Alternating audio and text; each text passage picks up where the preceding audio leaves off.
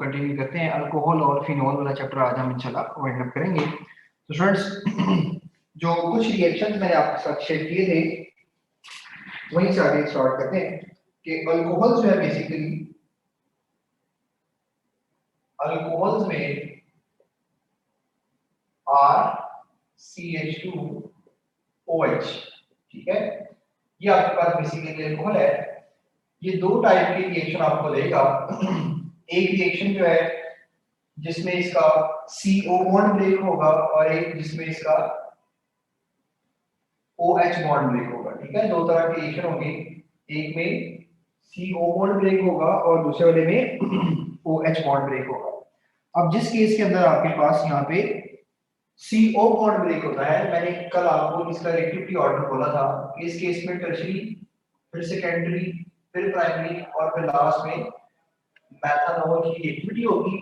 और जिस केस में OH ग्रुप ब्रेक होगा उस केस के अंदर आपके पास मेथनॉल, फिर आपके पास प्राइमरी, फिर आपके पास सेकेंडरी और फिर आपके पास टर्शियरी, ये इनका रिएक्टिविटी ऑर्डर होगा। फिर हमने इनकी टाइप्स ऑफ रिएक्शन को डिस्कस किया था, जिसमें CO बॉन्ड ब्रेक होगा बेसिकली आपके पास न्यूक्लियोफिलिक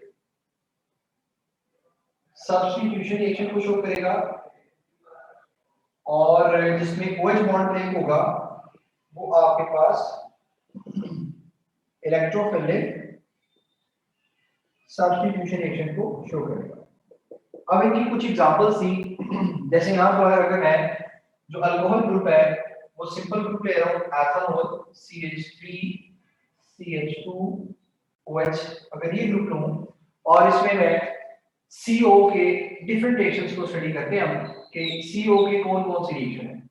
अगर बेटे आपके पास एथनॉल है, आप इसका रिएक्शन करवाते हैं किसके साथ, SOCl2 के साथ, तो ये आपके पास इथाइल क्लोराइड बना, साथ में आपके पास जो बाय प्रोडक्ट होंगे उसमें सल्फर डाई और HCl प्रोड्यूस होगा।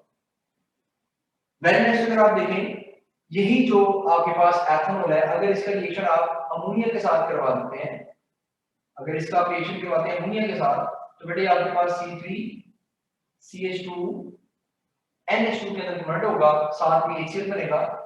इसमें जो यहाँ पर कैटलिस्ट यूज होता है वो है थोरियम ऑक्साइड, और इस कैटलिस्ट के बारे में आपसे पूछ रहा था कि कौन सा कैटलिस्ट यहाँ पर जो है वो यूज होगा। वेरी नेक्स्ट एक और रिएक्शन इसका मेंशन किया हुआ है कि अगर यही इथाइल अल्कोहल है, ये आपके पास जिंक के साथ in the presence of aqueous acid reaction कर रहा है, तो ये आपके पास फिर C3CH2Cl और साथ में ZnCl2 बना।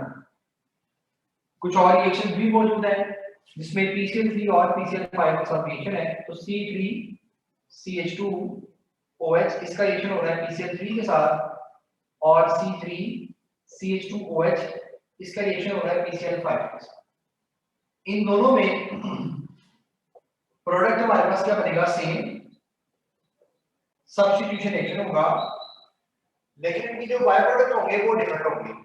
बाय प्रोडक्ट में देखिएगा PCl3 के केस में आपके पास क्या बनेगा, H3PO3 बनेगा, और PCl5 के केस में क्या बनेगा आपके पास, फास्फोरस ऑक्सीक्लोराइड और साथ में HCl बनेगा, ठीक है। तो अगर आप PCl3 वाले जो इक्वेशन है इसको बैलेंस करें, तो बेटा यहाँ पर ये बैलेंस फॉर्म में नहीं है, 3 हाइड्रोजन है, तो इसके लिए यहाँ पर 3 मोल यूज होंगे अल्कोहल के, और 3 मोल ही आपके पास किसके बनेंगे, अल्काइल के। लेकिन अगर आप नीचे वाला केस देखें जिसमें PCl5 है, इसमें जो इथाइल क्लोराइड बन रहा है ये बैलेंस फॉर्म के अंदर मौजूद है। तो बेटे आपसे यहाँ पर वो क्वेश्चन पूछ सकता है कि अगर आप इथाइल अल्कोहल की प्रिपरेशन करना चाह रहे हैं, इथाइल क्लोराइड की, तो आप ये देखें इसमें किसके नंबर ऑफ मोल्स ज्यादा रिक्वायर होंगे, इन केस ऑफ PCl3 या इन केस ऑफ PCl5। तो आपने बस इस इक्वेशन को बैलेंस फॉर्म में याद रखना है। दोनों इक्वेशंस में वो क्वेश्चन पूछ सकता है कि बताएं जी excess amount of ethyl chloride किसमें प्रोड्यूस होगी, इसमें 1 मोल प्रोड्यूस हो रहा है, इसमें 3 मोल, तो डेफिनेटली फिर हमारे पास PCl3 के साथ जो है वो access amount of ethyl chloride जो है प्रोड्यूस हो सकती है, ठीक है। तो इस तरह के क्वेश्चन को इससे पूछ सकते हैं। नेक्स्ट देखिएगा इलेक्ट्रोफिलिक जो हमारे पास सब्स्टिट्यूशन रिएक्शंस हैं, इन इलेक्ट्रोफिलिक सब्स्टिट्यूशन रिएक्शंस में कुछ रिएक्शंस में आप यहाँ पर आपके साथ शेयर करता हूँ। उन रिएक्शन में पहला रिएक्शन ये है कि आप इसका रिएक्शन करवा दें किसके साथ, सोडियम के साथ। अगर आप इसका रिएक्शन सोडियम से करवाते हैं बेटा तो ये आपके पास क्या बनाएगा, C3CH2ONA, साथ में हाइड्रोजन गैस की एवोल्यूशन होगी। अगर तो इसी तरह से हम बैलेंस इक्वेशन लिखें तो यहाँ पर फिर हमें 1/2 यूज करना पड़ेगा। और इसी में क्वेश्चन है, देखिए आप इथाइल अल्कोहल का सोडियम से रिएक्शन करवा रहे हैं, 1 मोल अगर इथाइल अल्कोहल है तो 23 ग्राम सोडियम रिक्वायर है। कितना भी 23 ग्राम सोडियम, और इससे बेटा हाइड्रोजन के हाफ मोल प्रोड्यूस हो रहे हैं, हाफ मोल क्या हो रहे हैं, प्रोड्यूस हो रहे हैं। तो इस तरह का क्वेश्चन पूछ लेता है, number of moles of hydrogen produced by 46 gram of sodium।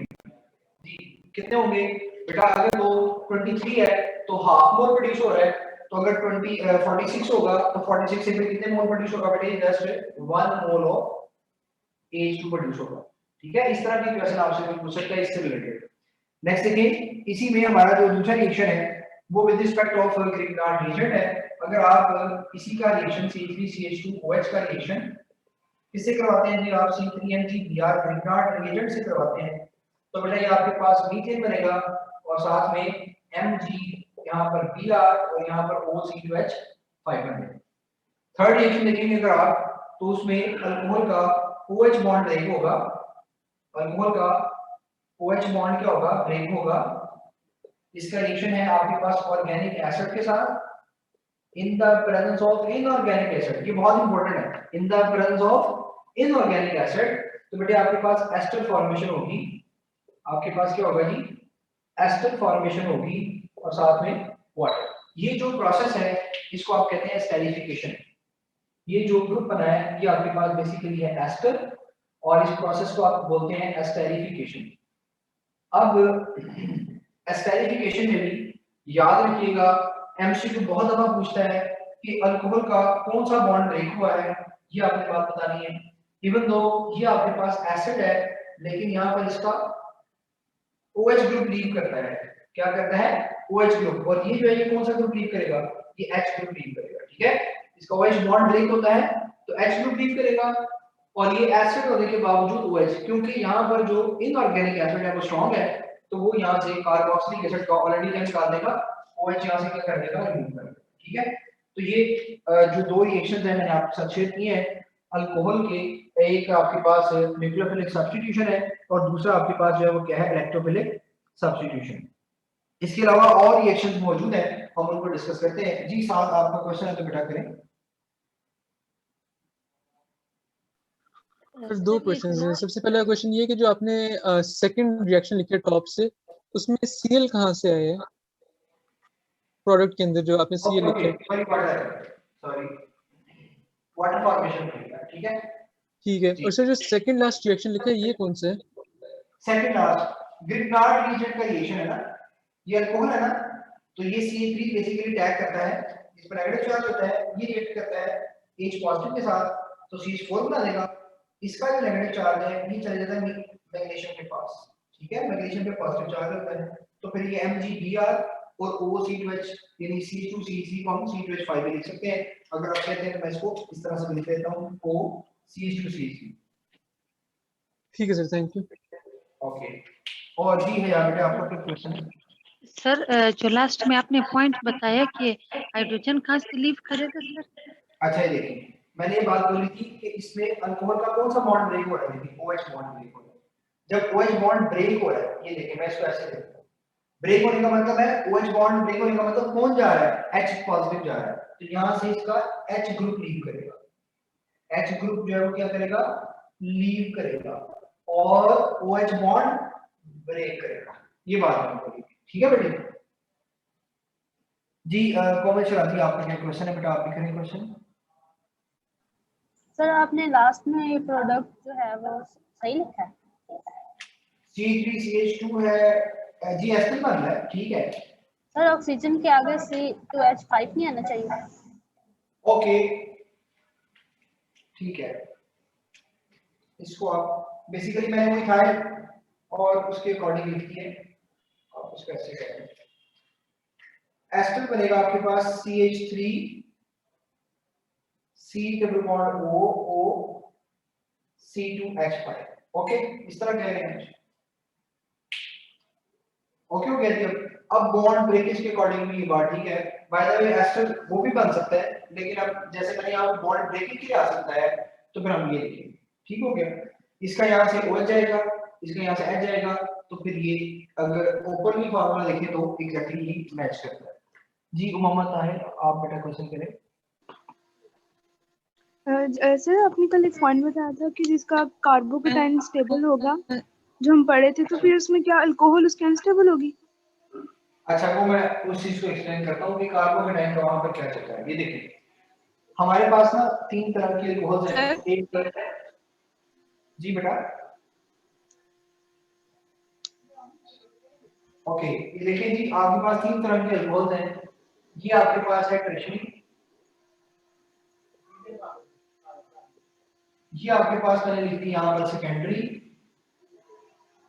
और ये मैंने आपके साथ यहाँ पर शेयर कर दी प्राइमरी। ठीक है, अब इनमें देखें, हम कहते हैं कि ये ज्यादा रिएक्टिव है। कब ज्यादा रिएक्टिव है? जब CO बॉन्ड ब्रेक होगा। कब? जब CO बॉन्ड ब्रेक होगा। बेटा जब इसका CO बॉन्ड ब्रेक होगा, इसका भी CO बॉन्ड ब्रेक होगा, इसका भी CO बॉन्ड ब्रेक होगा, तो बनेगा क्या? बनेगा ये C3CH3, इसको बोलते हैं कार्बोकेटाइन। इसका भी कार्बोकेटाइन बन जाएगा। इसमें आपके पास क्या है? H लगा हुआ है, प्लस C3 है और CH, इसमें आ जाएंगे, तो इसमें क्या बनेगा? CH2 प्लस CH3, तो कार्बोकेटाइन बनेगा।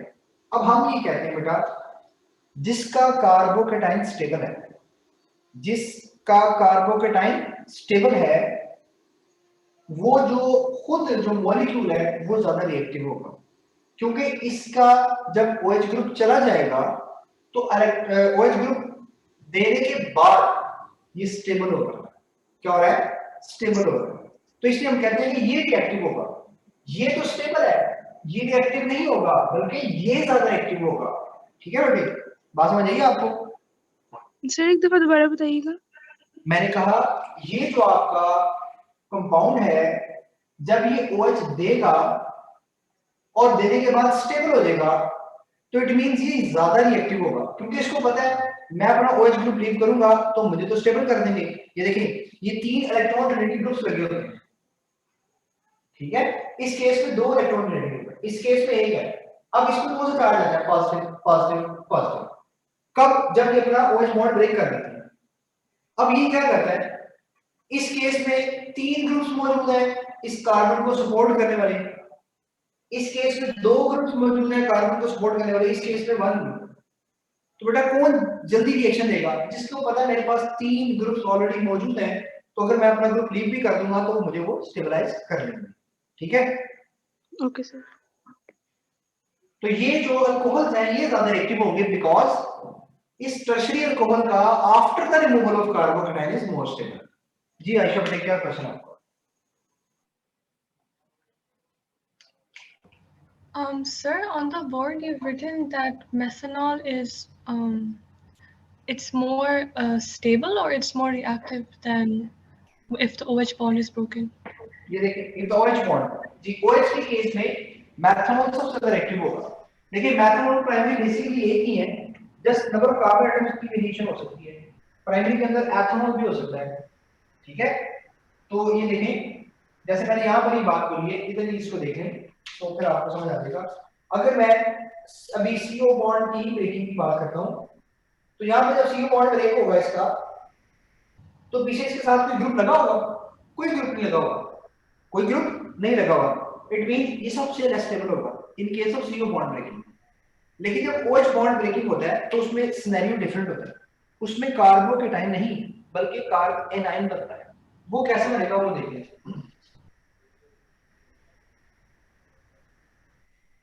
कार्बन पे पॉजिटिव चार्ज का मतलब क्या है? इलेक्ट्रॉन की डेफिशिएंसी।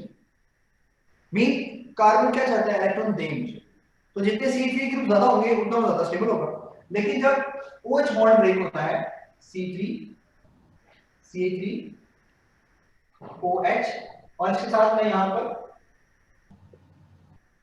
ये शो कर, अब आप ये देखिए जरा और कीजिएगा बेटे, जब इसका OH बॉन्ड ब्रेक होगा ये यहां से टूटकर यहां पर नेगेटिव चार्ज, ये यहां से ब्रेक होकर इस पर नेगेटिव चार्ज। अब यहां देखिए ऑक्सीजन में कौन सा चार्ज आ गया नेगेटिव, इसके साथ कौन से ग्रुप्स लगे हुए हैं, इलेक्ट्रॉन डोनेटिंग ग्रुप्स लगे हुए हैं। ये नेगेटिव चार्ज को स्टेबलाइज कैसे किया जा सकता है अगर इसका नेगेटिव चार्ज नहीं किया जाए।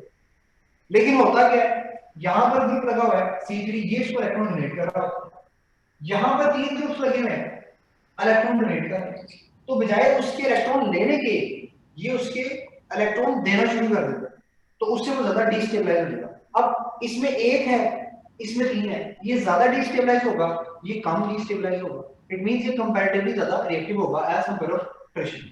ठीक है बेटे?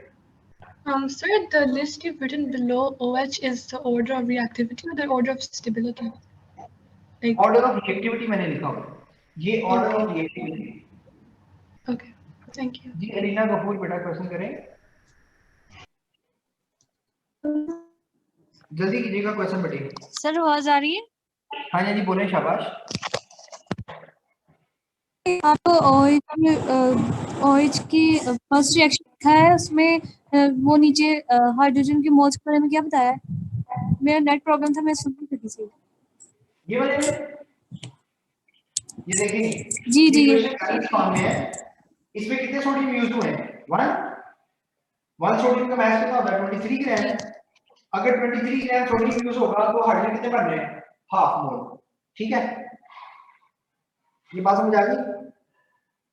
अब मैंने पूछा कि बताएं 46 ग्राम के अंदर कितने मोल हाइड्रोजन होगा, तो बेटा अंडरस्टूड सी बात है, 23 के अंदर हाफ है तो 46 के अंदर कितने होंगे 1, यानी कि 1 मोल H2 प्रोड्यूस होगा। ठीक है, 1 होगा। ओके हाँ जी 1 ओके मोल। सर।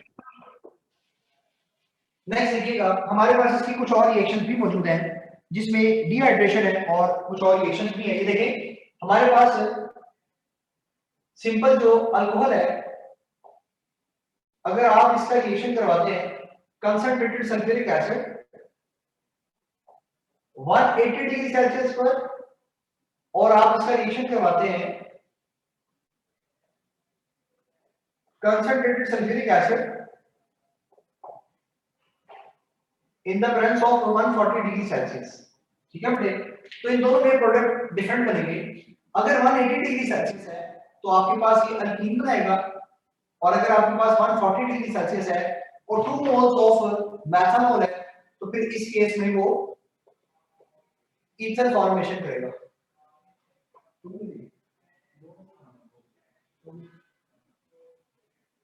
ओके तो ये आपने याद रखना है कि 180 डिग्री सेल्सियस पे क्या हो रहा है और 140 डिग्री सेल्सियस पे कौन सा प्रोडक्ट बनेगा। ठीक है जी, नेक्स्ट देखें हमारे पास इसमें जो रिएक्शन है वो सिंपल रिएक्शन डिहाइड्रेशन वाला है। सच मैं आपको बता चुका हूं कि डिहाइड्रेशन प्राइमरी सेकेंडरी और टर्शियरी से अल्कीन फॉर्मेशन होती है। मैंने आपको उसके जो डिहाइड्रेटिंग एजेंट है वो भी बताए थे, एल्यूमिनियम ऑक्साइड था, फास्फोरिक ऑक्साइड था, सल्फ्यूरिक एसिड था, ठीक है, और फास्फोरस पेंटॉक्साइड, वो मैं ऑलरेडी डिस्कस कर चुका था। मैं यहां पर आपके साथ शेयर कर रहा हूं बेटा ऑक्सीडेशन। ऑक्सीडेशन में देखें हमारे पास, अगर ऑक्सीडेशन वाला रिएक्शन देखें तो ऑक्सीडेशन टर्शियरी, सेकेंडरी और प्राइमरी।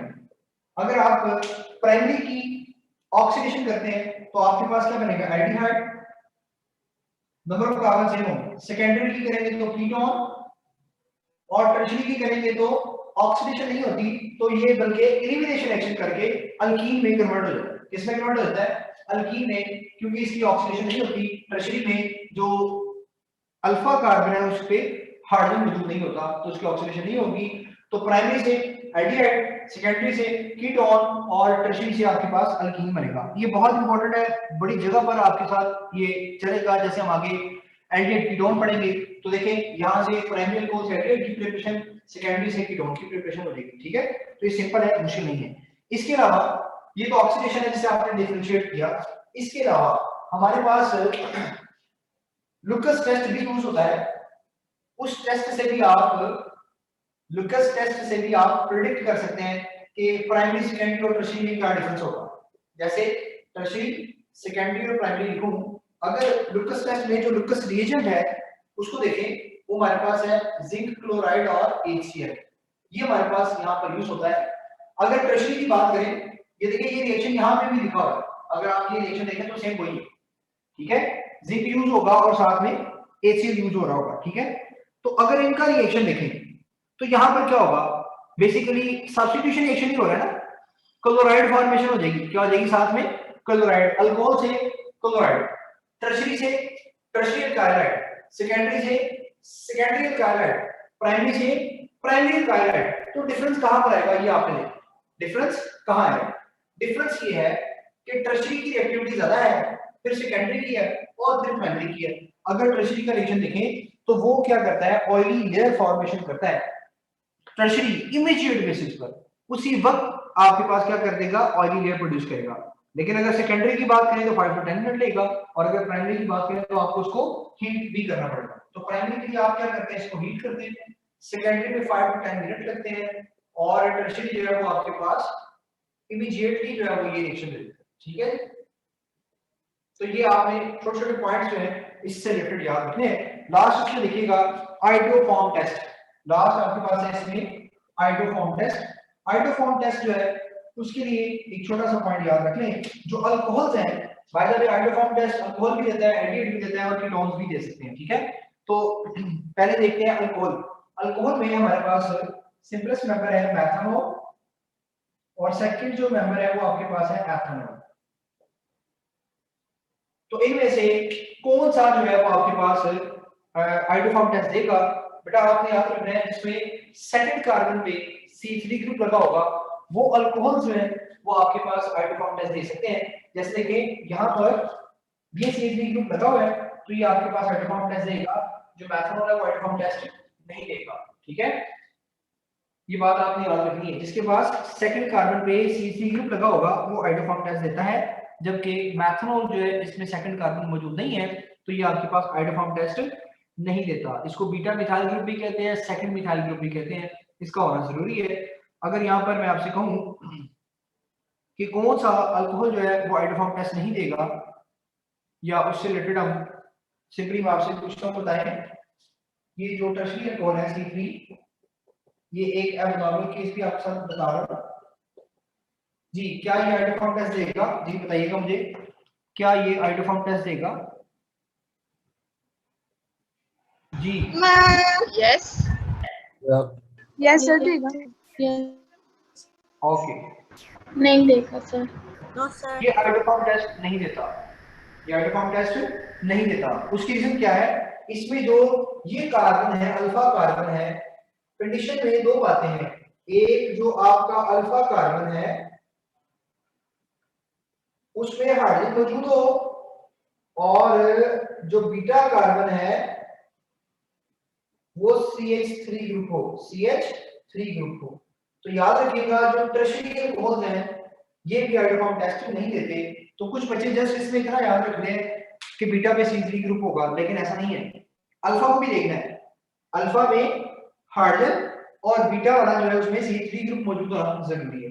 ये अल्कोहल की बात आपने याद रखनी है जी। सैयदा नूर सुबह बेटा, क्या क्वेश्चन आपका?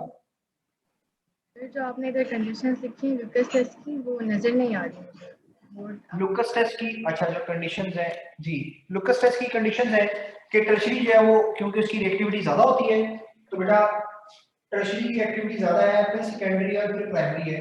तो देखें तो समझ आ गई है, मैं बस मुझे नजर नहीं आ रही। Thank you. अच्छा ठीक है, ओके ओके जी। है आप बेटा, आपका क्या क्वेश्चन है? सर इस तरह देखिए फिर तो इथाइल अल्कोहल सिर्फ आइडोफॉर्म टेस्ट देगा सर जी। तो इसलिए हम ये बच्चों को बताते हैं कि सिर्फ प्राइमरी के अंदर इथाइल अल्कोहल देता है, ठीक है, और सेकेंडरी अल्कोहल भी दे सकता है। यस, कौन सा? ये देखिए C3 टेस्ट देगा, यस ये टेस्ट दे सकता है, ठीक है बेटे जी सर। प्राइमरी में जस्ट एथेनॉल ये टेस्ट देता है, इसके अलावा कोई और टेस्ट नहीं देता प्राइमरी के अंदर। ओके जी, नेक्स्ट चलते हैं।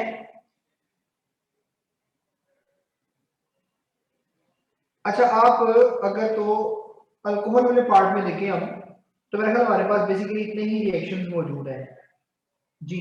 इसके साथ साथ आपको थोड़ा सा और भी बता देता हूं बेटे, आपने ये भी याद रखना है कि अल्कोहल में जो हमारे पास डिफरेंट परसेंटेजेस आती हैं, जैसे आप फर्मेंटेशन से अल्कोहल को प्रिपेयर करते हैं तो उसमें डिफरेंट परसेंटेजेस हैं। पहले आपके पास 12 से 14% तक आपको अल्कोहल मिलेगा बाय द फर्मेंटेशन।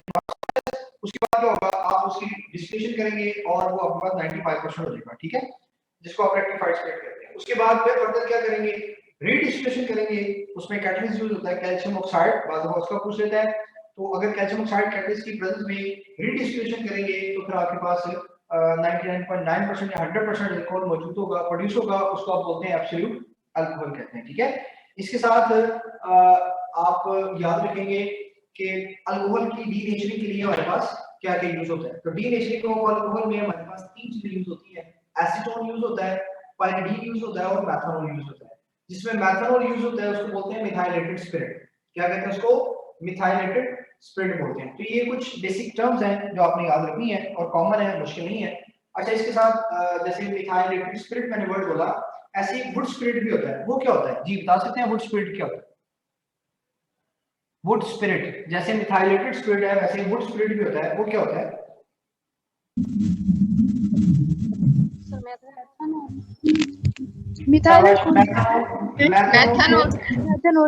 मेथनॉल को वुड स्पिरिट भी कहते हैं। तो सर आप ये जो बेसिकली सारी इंफॉर्मेशन बता रहे हैं ना इम्पोर्टेंट वाली, ये आप लिख देंगे कि हम पहली दफा ये कर रहे होते, हमें चीजों का पता नहीं है।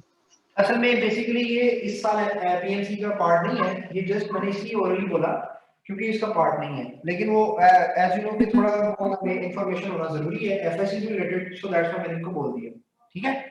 या कहते हैं तो फिर मैं लिख देता हूं। सर वो लिख भी देना जल्दी से बेशक। ओके, ये देखिए हमारे पास जो 12 to 14% अल्कोहल मिलती है बाय द फर्मेंटेशन प्रोसेस। इसकी आप डिस्टिलेशन करते हैं, डिस्टिलेशन से आपको 95% मिलती है। फिर आप उसकी रीडिस्टिलेशन करते हैं, उससे आपको 100% मिलती है। फिर आप क्या करते हैं, रीडिस्टिलेशन में जो कैटलिस्ट यूज होता है उसे बोलते हैं कैल्शियम ऑक्साइड। फिर एक टर्म यूज होती है denaturing of alcohol, denaturing of alcohol. इसमें आप मेथनॉल को भी यूज करते हैं, A option methanol, B option pyridine, C option आपके पास acetone and D option all. तो इसमें तमाम के तमाम जो है वो यूज होते हैं। अब जिसमें मेथनॉल यूज करते हैं, जिसमें मेथनॉल यूज करते हैं डीनेचरिंग वाले के अंदर, उसको आप बोलते हैं मिथाइलेटेड स्पिरिट। क्या बोलते हैं? Methylated spirit. सर इसमें होता क्या है वैसे डिनेचरेशन ऑफ अल्कोहल में? यानी उसको ड्रिंकिंग पर्पस से अवॉइड करने के लिए ऐसा काम करते हैं ना। अच्छा हाँ जी ठीक है। मिथाइलेटेड स्पिरिट, और ये जो मेथनॉल इटसेल्फ है इसको आप बोलते हैं वुड स्पिरिट। तो ये बेसिक टर्म्स हैं। ये जो रीडिस्टिलेशन से आ रहा है ये एब्सोल्यूट अल्कोहल हो जाएगी, ये आपकी rectified spirit. Sir, can you move the camera down? क्या बेटे? कैमरा डाउन, ओके, देख लीजिए। तो ये कुछ एक्स्ट्रा इंफॉर्मेशन मैंने का साथ में, क्योंकि ये पॉइंट्स, ये वैल्यूज, ये ऑक्साइड, ये हमेशा अगर यूजीएस का सिलेबस देखते या पहले जो लास्ट ईयर पीएमसी का था तो उसमें ये बातें थी। तो इनमें से हर साल एक एमसीक्यू आ जाता है, तो इसलिए मैंने अभी भी डिस्कस कर दिया है फॉर द सेफर जोन, ताकि हमें बाद में इसमें प्रॉब्लम ना हो, ठीक है। सर अस्सलाम वालेकुम सर। जी बेटा बोले। सर मैंने पूछना था कि आइडोफॉर्म टेस्ट के बारे में पूछना था कि जो सेकेंडरी अल्कोहल्स हैं वो सारी देंगी आइडोफॉर्म टेस्ट? नहीं ना, जरूरी नहीं कि सेकेंडरी में, हाँ सेकेंडरी में, क्योंकि लेकिन अगर इसको बढ़ा देंगे तो एक्सेप्शंस है ना। जैसे यहाँ पर मैं CH2CH3 कर दूं, CH2CH3 कर दूं, फिर टेस्ट नहीं देगी, तो सारी नहीं बोलना आपने। सर क्यों नहीं आपको देखना, उसके पास है तो सही है अल्फा कार्बन। देखो ये नजर आ रहा है इधर, जी इधर नजर आ रहा है, ये देखो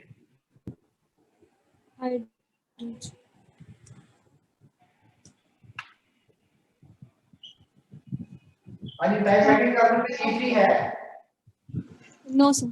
तो फिर ये नहीं ना देगा, ठीक है, समझ आ गई बात? सर CH3 का होना जरूरी है?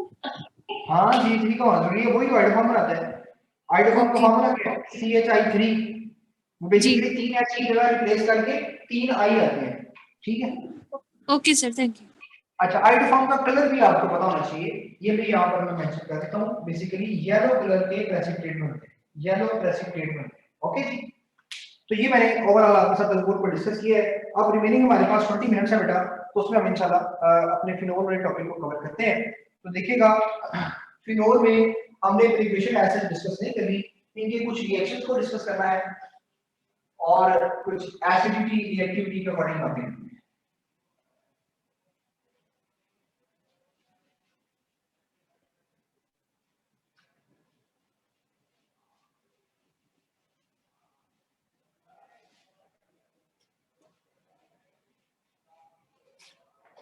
ओके जी, तो देखिएगा हमारे पास है जी,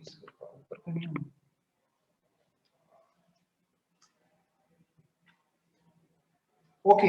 अब फिनोल के जो टॉपिक्स हमारे पास हैं उनमें रिएक्टिविटी ऑर्डर है, एसिडिक स्ट्रेंथ हम करेंगे और उसके साथ इलेक्ट्रोफिलिक सब्स्टिट्यूशन रिएक्शंस, ठीक है, इनको हमने डिस्कस करना है।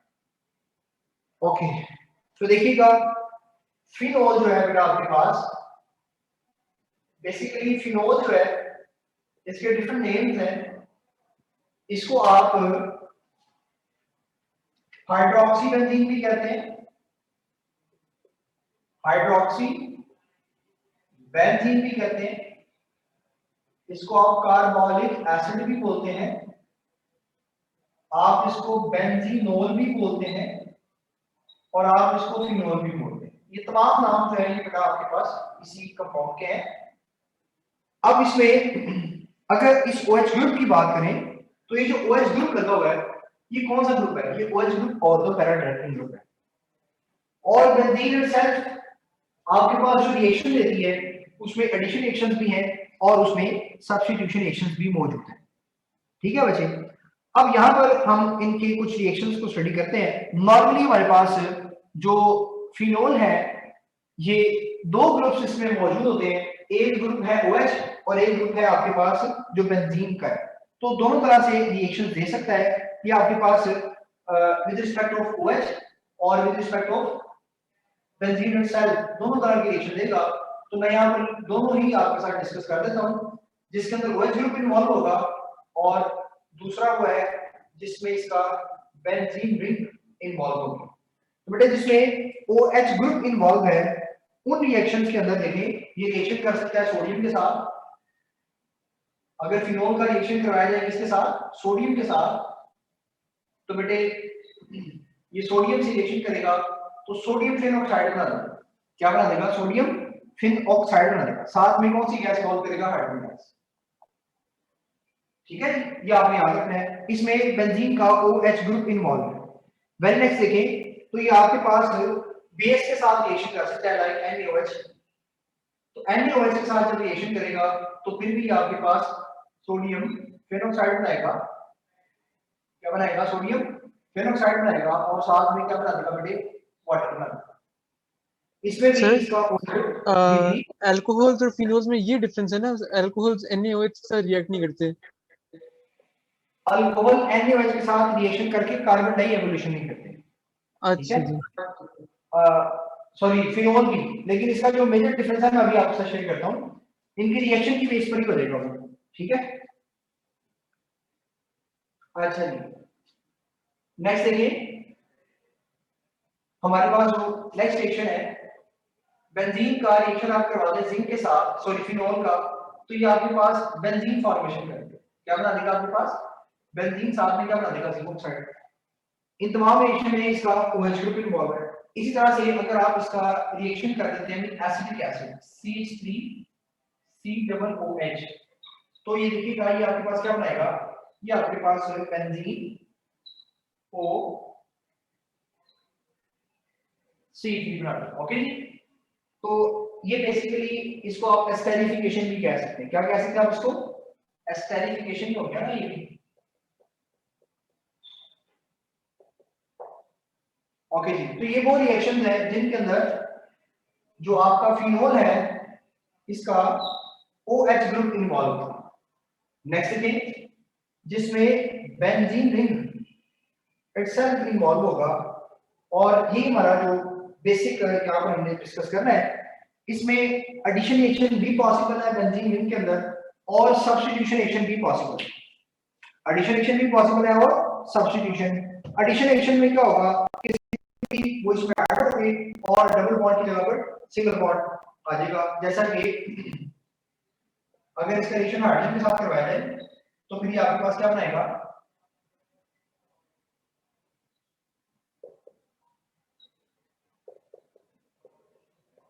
ओके, साइक्लोहेक्सानोल बना देगा। ठीक है, साइक्लोहेक्सानोल बना देगा। अगर आप सिंपल H2 के साथ रिएक्शन करवाते हैं, बैलेंस करेंगे, आप यहाँ पर 3 जो H2 है उनको आप यूज कर सकते हैं।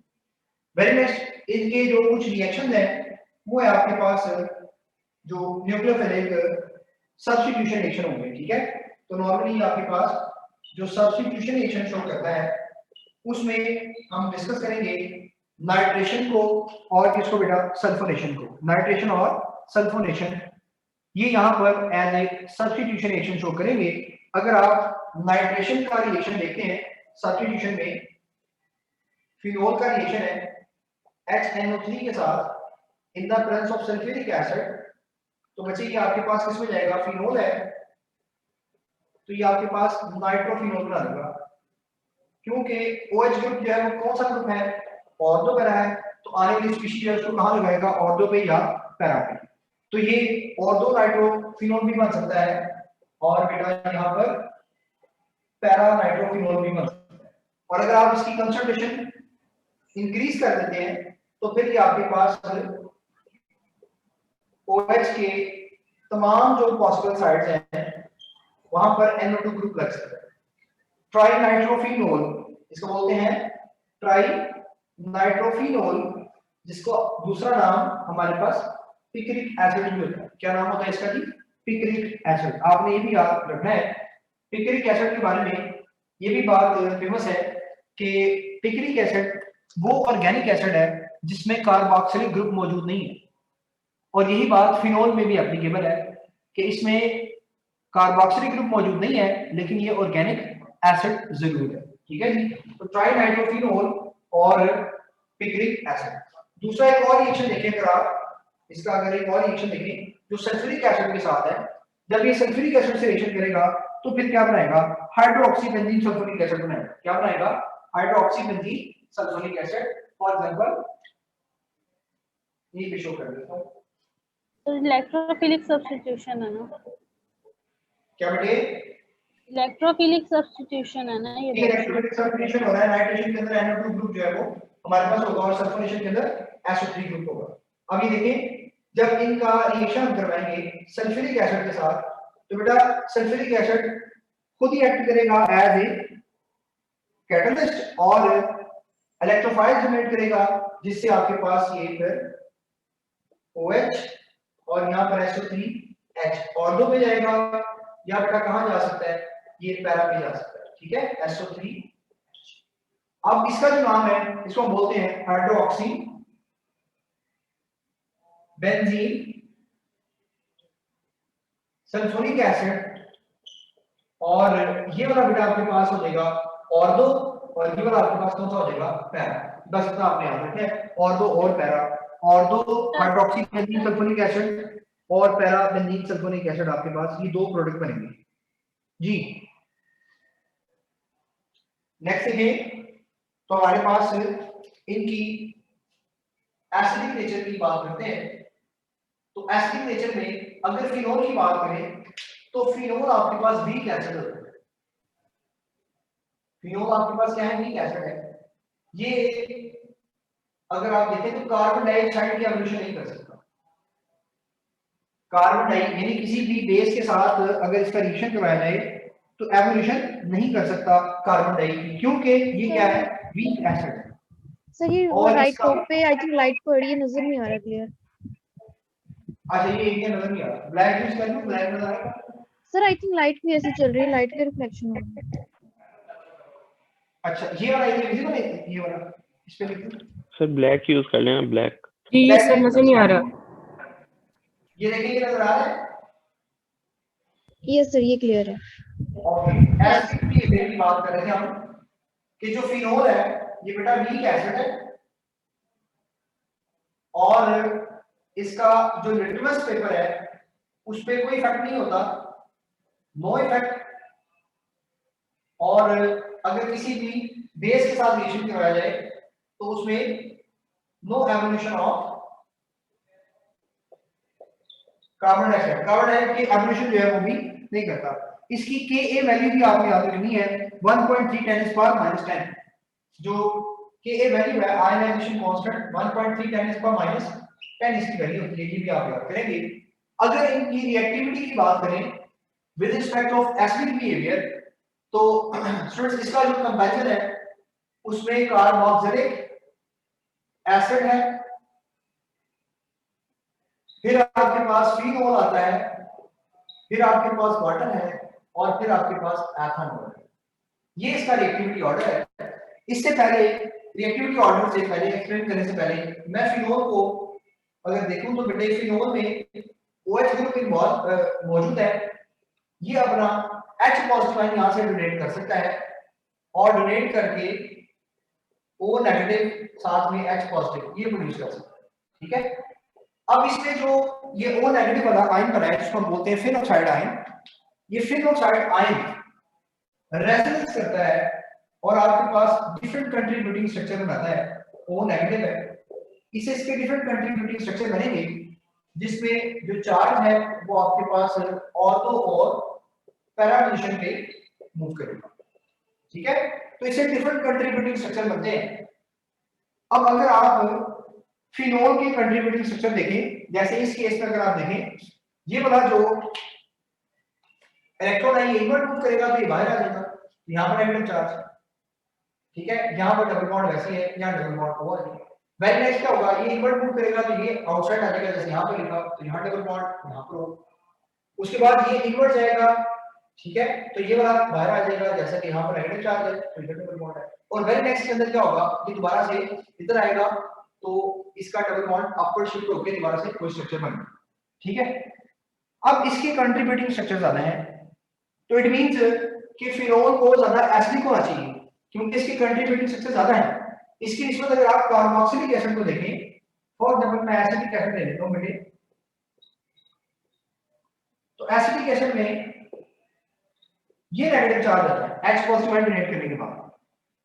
इसमें जब रेजोनेंस होती है तो रेजोनेंस से ये एक और स्ट्रक्चर बना रहता है C3O negative double bond C। तो जो एसिड्स हैं कार्बोक्सिलिक एसिड्स उनके ये दो स्ट्रक्चर पॉसिबल है, जबकि फिनोल के कंट्रीब्यूटिंग स्ट्रक्चर बहुत ज्यादा है। फिनोल में रेजोनेंस ज्यादा है, अगर रेजोनेंस ज्यादा है तो स्टेबिलिटी ज्यादा है। आपको याद होगा हमने पढ़ा साइक्लोहेक्सीन, उसमें रेजोनेंस एनर्जी आ रही थी 8 और साइक्लोहेक्साट्राईन में आ रही थी तकरीबन 150। तो हमने बेंजीन को ज्यादा स्टेबल कहा क्योंकि उसमें रेजोनेंस ज्यादा था। बट इसमें कंट्रीब्यूटिंग स्ट्रक्चर ज्यादा है तो फिनोल को ज्यादा एसिडिक होना चाहिए, लेकिन ज्यादा एसिडिक कौन है, कार्बोक्सिलिक एसिड। इसकी क्या रीजन है, कोई बता सकता है जी, क्या रीजन है इसकी, क्यों कार्बोक्सिलिक एसिड ज्यादा रिएक्टिव है? क्योंकि जब carboxylic acid H positive react करता है तो इसका जो एनाइन बनता है वो ज्यादा स्टेबल है। अब उसकी रीजन क्या है जी एलिना बेटे? सर इसकी रीजन ये है कि रेजोनेंस ज्यादा होगी, स्टेबिलिटी ज्यादा होगी तो रिएक्टिविटी कम होगी। नहीं सर इसमें कार्बोक्सिलिक एसिड में हमारे पास दो ऑक्सीजन होते हैं ना जो इलेक्ट्रोनेगेटिव है, तो पोलैरिटी ज्यादा हो जाती है उसके अंदर। आपकी बात इस हद तक ठीक है कि दो ऑप्शन है, अगली बात नहीं ठीक। और इसमें कौन पार्टिसिपेट करता है? सर चार्ज डिस्ट्रीब्यूट हो जाता है। किसमें चार्ज डिस्ट्रीब्यूट होता है? कार्बोक्सिलिक एसिड में। ऑक्सीजन पूरे तो कार्बोक्सिलिक कॉन्जुगेट आयन। बेस ज्यादा ये स्टेबल देखिए होती है, आप बात बल्कि वाली वीक आगे होती है। डोनेट करने के बाद जो चीज स्टेबल होगी वो चीज ज्यादा रिएक्टिव होगी। डोनेट करने के बाद की बात करो, बाद में जो स्टेबल होगा वो पहले ज्यादा रिएक्टिव होगा। मेरी बात कॉन्जुगेट बेस। जी जी, जिसकी कॉन्जुगेट बेस स्ट्रांग हो वीक होगी वो एसिड स्ट्रांग होगा, वो तो अलग कंसेप्ट है। इसमें सब ये देखिए यहां पर कंट्रीब्यूटिंग सबसे ज्यादा है, लेकिन बेटा फिनोल में जो नेगेटिव चार्ज आ रहा है वो कार्बन पे आ रहा है, जबकि कार्बोक्सिलिक एसिड में जो नेगेटिव चार्ज आ रहा है वो ऑक्सीजन पे आ रहा है। तो ऑक्सीजन नेगेटिव चार्ज को रिटेन कर सकती है, स्टेबिलिटी को रिटेन कर सकती है, लेकिन अगर कार्बन में नेगेटिव चार्ज है in comparison to carboxylic acid जिसमें ऑक्सीजन में नेगेटिव चार्ज है तो ये लेस स्टेबल होगा। सो दैट्स व्हाई जो फिनोक्साइड आयन है ये after the removal of H positive ion stabilise नहीं रहता as compare to carboxylic acid. So carboxylic acid की एक्टिविटी ज्यादा होगी, फिर फिनोल होगा, फिर वाटर, और लास्ट में कौन आएगा? मेथनॉल। ये देखें मेथनॉल की केस में देखिए क्या होगा और वाटर की केस में। वाटर जब H पॉजिटिव आयन रिएक्ट करता है तो H नेगेटिव आयन, ठीक है जी, इस तरह से होगा HO नेगेटिव और यहां उसने H पॉजिटिव आयन निकाल दिया।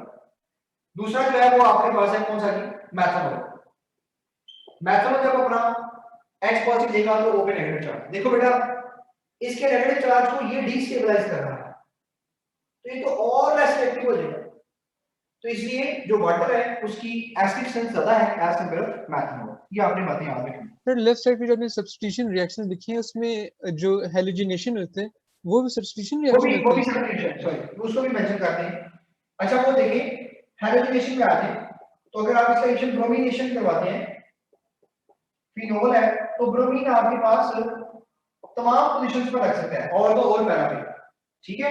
और इसका जो कलर है वो क्या होता है? व्हाइट प्रेसिपिटेट बन रहे होते हैं। क्या प्रेसिपिटेट बन रहे होते हैं? व्हाइट। ये भी आप याद रखिए, ठीक है। और कोई देख लीजिए रिएक्शन है तो नहीं क्या हमारा यहां तक सर हम थोड़ा सा आगे सर हाइड्रोजनेशन कौन सा? ये वाला बेटा हाइड्रोजनेशन है, ये वाला, ठीक है। ये हाइड्रोजनेशन सर सब्स्टिट्यूशन तो नहीं है ना, ये एडिशन है ना? ये एडिशन है, मैंने इसको सब्स्टिट्यूशन में नहीं लिखा हुआ, ये सब्स्टिट्यूशन में नीचे लिखा है। Okay sir. अच्छा नहीं, अब देखिए जरा, अब बात जरा थोड़ी सी और इंटरेस्टिंग करते हैं हम। यहां पर देखिए मैं ऐसा करता हूं, इसको जरा इरेज कर लूं। यहां तक किसी का कोई क्वेश्चन तो नहीं है? फिर मैं इसको इरेज कर लूं।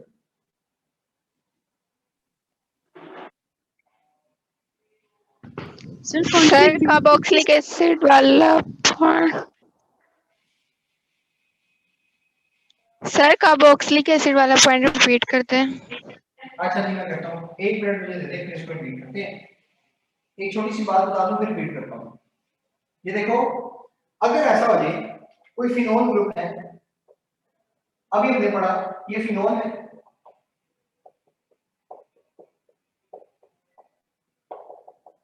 ये नाइट्रोफिनोल है,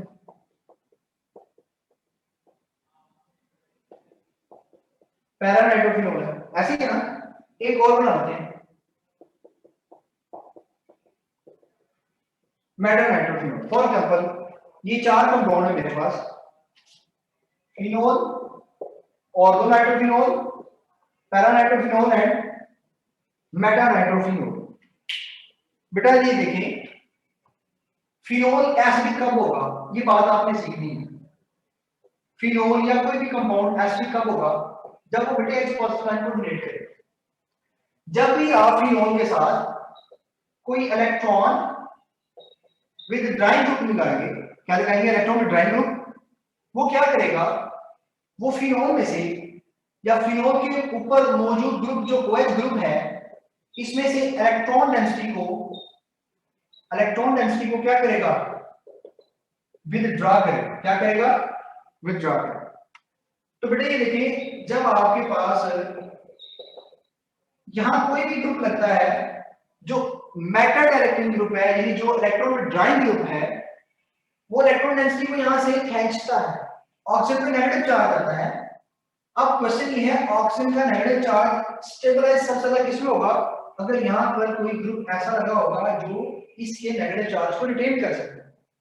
तो बेटा जब इसके साथ नाइट्रोजन ग्रुप लग जाता है, नाइट्रो, चाहे वो ऑर्थो है, चाहे वो पैरा है या वो मेटा है, तो उसकी रिएक्टिविटी फिनोल से ज्यादा हो जाती है।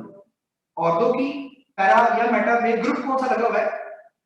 इलेक्ट्रॉन विथड्राइंग ग्रुप की बात कर रहा हूं।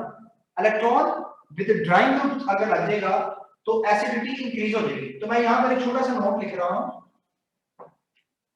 फिनोल इसके साथ अगर पॉइंट नंबर 1 इलेक्ट्रॉन विथड्राइंग ग्रुप लगेगा तो एसिडिटी इंक्रीज कर देगी। Point number 2 electron donating group लगेगा तो फिर एसिडिटी डिक्रीज कर देगी। एसिडिटी डिक्रीज कर देगी। ये 2 पॉइंट्स आपने याद रखने हैं। अब क्वेश्चन क्या आता है, मैंने यहां पर फिनोल बनाया, नाइट्रोफिनोल, पैरानाइट्रोफिनोल और मेटानाइट्रोफिनोल। इन चारों में ज्यादा कौन सा है और कम कौन सा है? ये काफी बार क्वेश्चन आया हुआ है क्योंकि हमारी बुक में नाइट्रोफिनोल बना हुआ है, सो दैट्स व्हाई इसमें से क्वेश्चन एक्सपेक्टेड है कि फिनोल, नाइट्रोफिनोल और पैरानाइट्रोफिनोल है, मेटानाइट्रोफिनोल है, तो इसके लिए क्या रिएक्टिविटी ऑर्डर आप सजेस्ट करते हैं जी? क्या रिएक्टिविटी ऑर्डर होगा? सबसे ज्यादा किसका होगा? बीटा का सबसे ज्यादा, बीटा एसिडिटी सबसे ज्यादा नाइट्रोफिनोल से होगी। और 2 चार्ली है, पैरा और मेटा है जी। किस बेस पे आपने बीटा ऑप्शन बोला जी? शाबाश सर। ये इलेक्ट्रॉन विथड्रॉ उसके करीब है तो ज्यादा स्ट्रेंथ से। अब ये देखिए, शाबाश, मेरी बात सुने। पहली बात तो ये जो ऑर्थो और पैरा में लगे होंगे वो ज्यादा रिएक्टिव सब्सटेंसेस होंगे, ठीक है। ऑर्थो पैरा नियरेस्ट पोजीशन में हमारे पास आ सकता है। अब ये देखिए होता क्या है, इसका जो एक छोटा सा ट्रेंड आप याद रखेंगे, वो याद रखेंगे पॉम, ठीक है जी। पॉम का मतलब क्या है? पैरा सबसे ज्यादा रिएक्टिव होगा, फिर ऑर्थो होगा, फिर आपके पास क्या होगा जी? ऑर्थो होगा, और फिर आपके पास कौन होगा? मेटा, और लास्ट पे फिर आपके पास फिनोल है। इसकी रीजन सुन ले, जब भी इलेक्ट्रॉन को वो यहां से विड्रॉ कर रहा है, या फॉर एग्जांपल अगर OH नेगेटिव है तो नेगेटिव चार्ज कहां पर आता है? ऑर्थो और पैरा पर आता है। जैसे यहां पर ड्रॉ किया हुआ है, देखिए negative charge ortho, para ortho पर आ रहा है, ठीक है। अब बात सुनिएगा, इट मींस ऑर्थो पैरा तो ज्यादा एक्टिव होंगे, ये बात तो कंफर्म होगी। अब क्वेश्चन ये है, हमें कैसे पता लगा कि पैरा ज्यादा एक्टिव होगा या ऑर्थो ज्यादा एक्टिव होगा? तो बेटा यहां देखना है, बात गौर से सुननी है। यहां पर इस हाइड्रोजन में और इस ऑक्सीजन में क्या हो जाती है? Hydrogen bonding.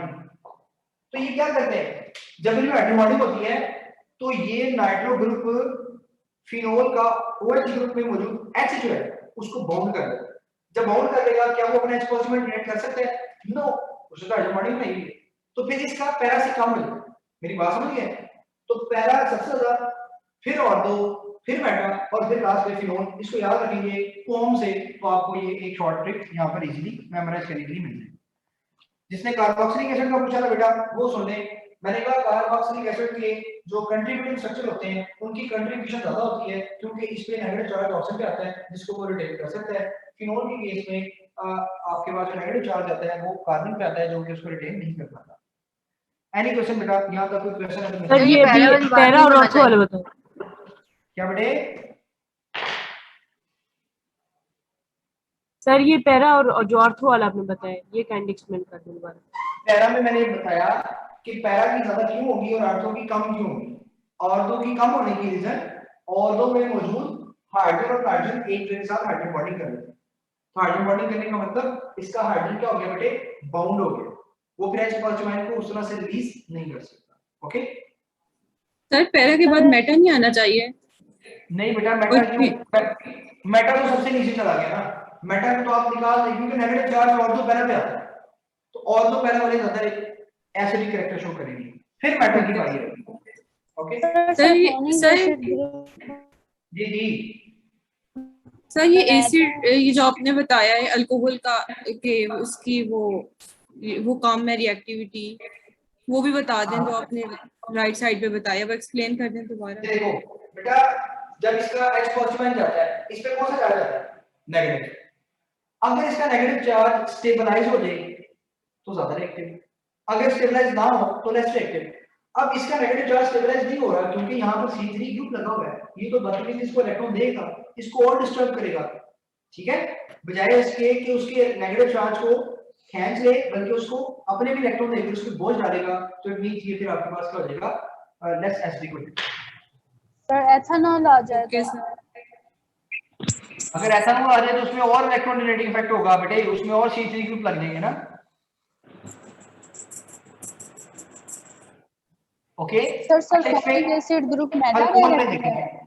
अल्कोहल में देख लेते हैं बात सुन, अल्कोहल में एक बात सुन लेंगे, अल्कोहल वाला जो केस था ना C3CH2OH Na से रिएक्शन हुआ, C3CH2ONa plus hydrogen gas remove होगी, ऐसे था। ये बेसिकली अल्कोहल का एसिडिक कैरेक्टर भी शो करता है, क्या शो करता है, एसिडिक कैरेक्टर शो करता है। अच्छा एक और बात सुनिए, इसमें एसिडिटी का नंबर ऑफ कार्बन एटम से inverse relation, number of carbon atom से क्या रिलेशन होगा, इनवर्स। ठीक है जी, और किसी बच्चे का कोई क्वेश्चन है यहाँ तक तो बता दे बेटा। Sir sulphonic acid group Meta directing है। सल्फोनिक एसिड ग्रुप, कौन सा सल्फोनिक एसिड, किसके अंदर बात कर रहे हैं, बेंजीन सल्फोनिक सर एसिड, जब बेंजीन के साथ अटैच हो। जी बेंजीन के साथ आप ये फिनोल की जब हम सल्फोनेशन करवाते हैं उसके बारे में बात कर रहे हैं, तो बेटा वो जो फिनोल ग्रुप है ना इटसेल्फ हमने उसको देखना है, वो बताएगा कि आने वाली स्पीशीज जो है वो कहां पर मूव करेगी। ठीक है ओके नहीं बेटा, अगर SO3H पहले हो और बाद में कोई ग्रुप लगाना हो तो। अगर SO3 बेंजीन सल्फ्यूरिक एसिड है ना, जी अच्छा आपने देखना है कि आपके जो इलेक्ट्रॉन डोनेटिंग ग्रुप्स और इलेक्ट्रॉन विड्रॉइंग ग्रुप वहां पर मौजूद है, लिखे हुए उसने एज सच। ठीक है वहां पर देखें, और उसके बाद आप ये देखते हैं कि अगर तो इलेक्ट्रॉन विड्रॉइंग ग्रुप है तो मेटा डायरेक्टिंग ग्रुप होगा, इलेक्ट्रॉन डोनेटिंग है तो फिर आपके पास कौन सा ग्रुप होगा, ऑर्थो पैरा डायरेक्टिंग ग्रुप होगा।